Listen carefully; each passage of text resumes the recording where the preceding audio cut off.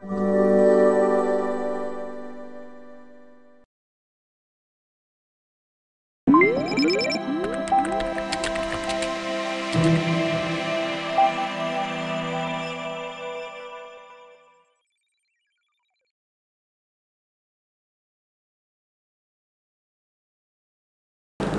Assalamualaikum warahmatullahi wabarakatuh. Dengan saya kembali Yusika Riendi. Pada pertemuan sebelumnya itu membahas mengenai asas kewarganegaraan. Sekarang dalam pertemuan 16 kita membahas tentang good governance. Tanpa panjang lebar kita langsung masuk aja ke dalam materi gitu ya. Good governance. Jadi sebenarnya sebelum nanti kita membahas definisinya, kita sedikit bercerita sejarah gitu ya, latar belakang.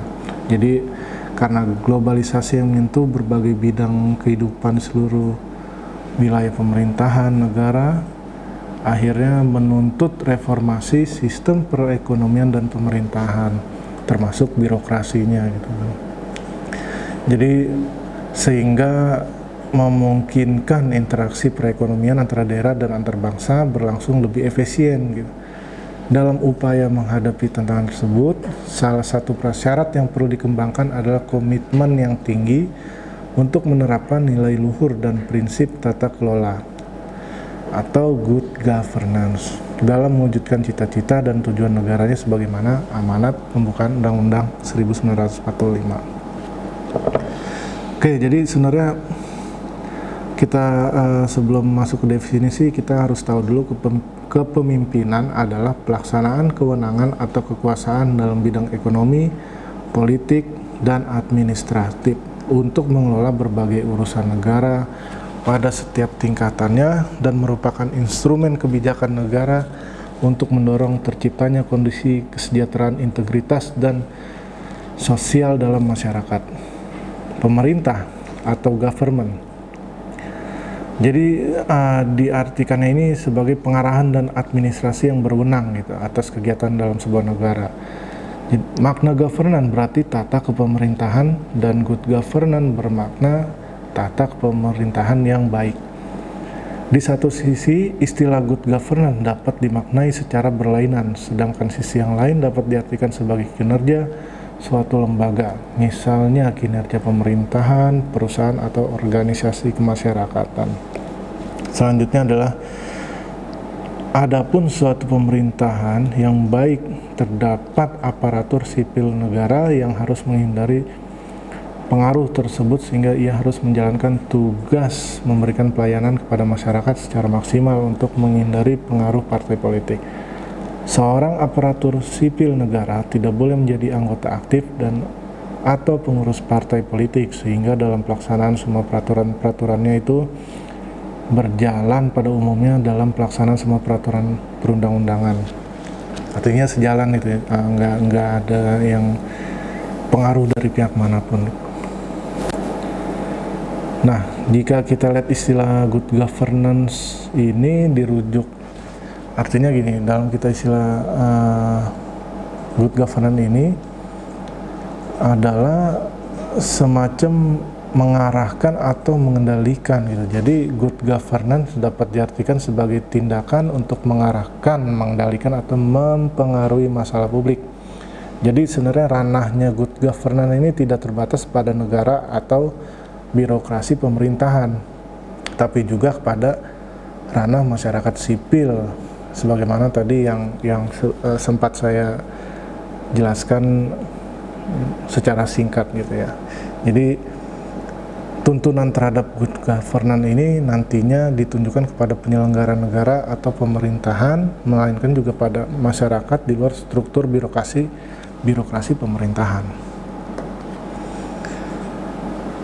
Jadi dari penjelasan singkat di atas itu tentang good governance,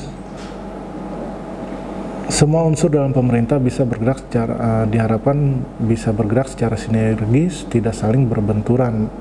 Artinya pemerintah juga bisa dikatakan produktif dan memperlihatkan hasil dengan indikator kemampuan yang meningkat dari aspek produktivitas maupun dalam daya belinya, kesejahteraan spiritual meningkat, indikator rasa aman, bahagia, dan memiliki rasa kebangsaan yang tinggi.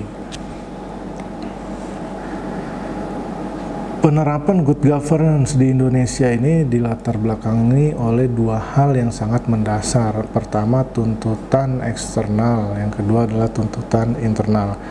Untuk lebih jelasnya nanti kalian bisa baca dalam modul tentang penerapan good governance di Indonesia gitu. Yang tadi saya bilang itu dilatar belakangi oleh dua hal. Prinsip dasar yang melandasi perbedaan antara konsepsi pemerintahan, governance dengan pola pemerintahan yang tradisional ada terletak pada tuntutan yang demikian kuat agar peranan pemerintah dikurangi serta peranan masyarakat termasuk dunia usaha dan lembaga swadaya masyarakat gitu semakin ditingkatkan dan semakin terbuka aksesnya gitu. Juga nanti ada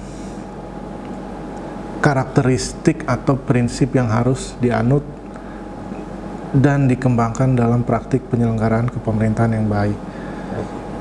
Jadi selanjutnya karakteristik atau prinsipnya gitu. Jadi di sini kita bisa ketahui salah satunya adalah partisipasi, aturan hukum, transparansi, daya tanggap, berorientasi konsensus, berkeadilan, efektif dan efisien, akuntabilitas, visi strategis dan visi strategis. Nah, ini nanti kalian baca dalam modul agar bisa mendapat pengetahuan yang lebih real gitu ya, untuk kalian pahami masing-masing.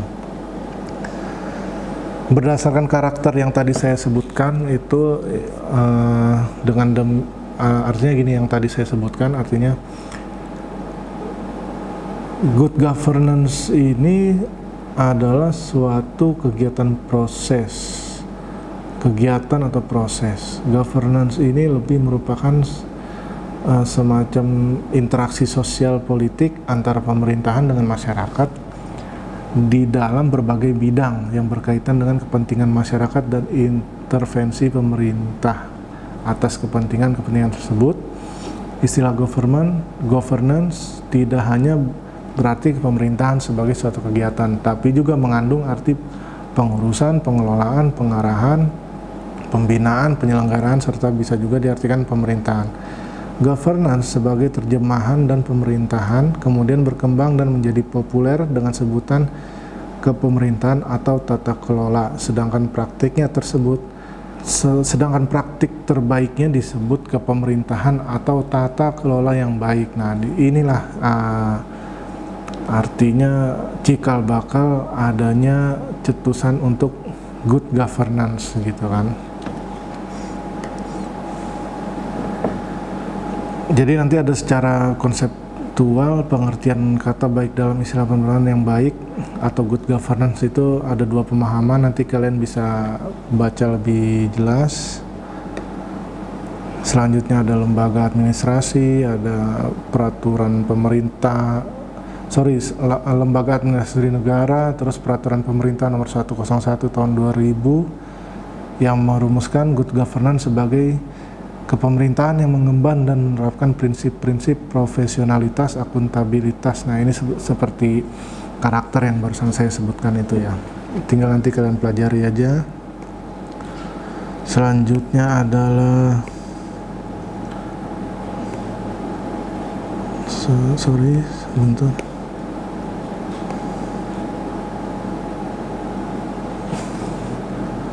Nah, selanjutnya dengan demikian, pada dasarnya pihak-pihak yang berkepentingan dengan pemerintahan atau yang berkepentingan ya artinya stakeholders itu dapat dikelompokkan menjadi 3 kategori, yaitu negara, sektor swasta, dan masyarakat madani. Selanjutnya secara penyampaian materi singkat yang saya sampaikan ini, ada kesimpulan saya adalah good governance ini bisa kita artikan sebagai berbagai literatur dalam desentralisasi, bahwasanya nanti dasar asumsinya adalah good governance menyangkut situasi di mana terdapat pembagian kekuasaan antara pusat dan daerah dalam proses pengambilan keputusan. Pemerintah lokal sebagai salah satu bentuk desentralisasi memberikan kontribusi bagi lokal pemerintahan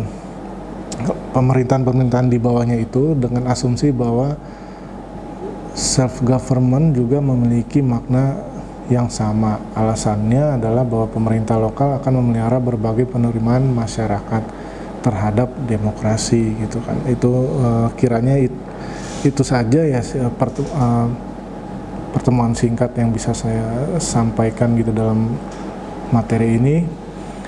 Selebihnya nanti kalian tinggal membuka lagi modulnya dalam pertemuan ini untuk dibaca gitu. Kurang lebihnya mohon maaf. Assalamualaikum warahmatullahi wabarakatuh.